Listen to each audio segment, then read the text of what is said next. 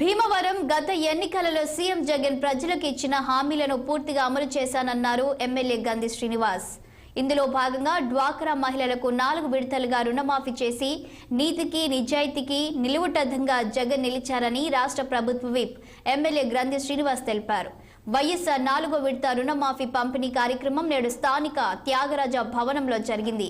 ఈ కార్యక్రమానికి ముఖ్య అతిథిగా హాజరైన రాష్ట్ర ప్రభుత్వ విప్ ఎమ్మెల్యే గంధి శ్రీనివాస్ సమావేశంలో సీఎం జగన్ అధికారంలోకి వచ్చిన తర్వాత 2 సంవత్సరాల పాటు ప్రపంచవ్యాప్తంగా కరోనా ప్రభావం తీవ్రంగా పడిందని, ముఖ్యంగా రాష్ట్రంలో కరోనా ప్రభావం కారణంగా రాష్ట్ర ఆదాయం గణనీయంగా తగ్గినప్పటికీ 2019 ఎన్నికలలో జగన్ ప్రజలకు ఇచ్చిన హామీలన్నింటినీ కూడా చిత్తశుద్ధితో అమలు చేశారని తెలిపారు.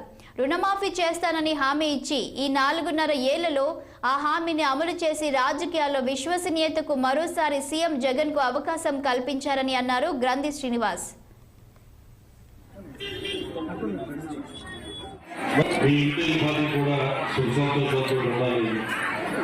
ప్రతి కుటుంబాన్ని కూడా వెన్నుముక మా అక్క చెల్లెలు అని చెప్పి అడిగే దమ్ము ధైర్యం ఉన్న ముఖ్యమంత్రి స్వతంత్రం వచ్చిన తర్వాత ఈ దేశంలో ఎవరన్నా ఉన్నారంటే ఒక్క జగన్మోహన్ రెడ్డి గారు.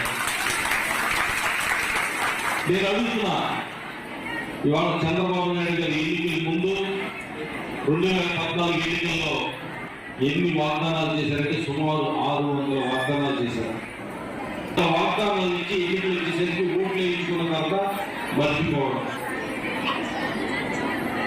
నిజంగా చెప్పాలంటే మోసానికి, వెన్నుపోటీకి, దగాకోరు రాజకీయాలకి, విలువలకు విరోధంగా ఇచ్చి, ప్రజాస్వామ్యానికి కూడా విరోధంగా ఇచ్చి, ప్రజాస్వామ్యాన్ని అపహాస్యం చేస్తూ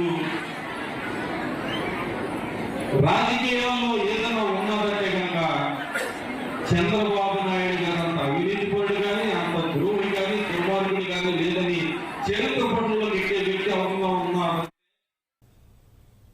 జగిత్యాల జిల్లా మున్సిపల్ కార్యాలయంలో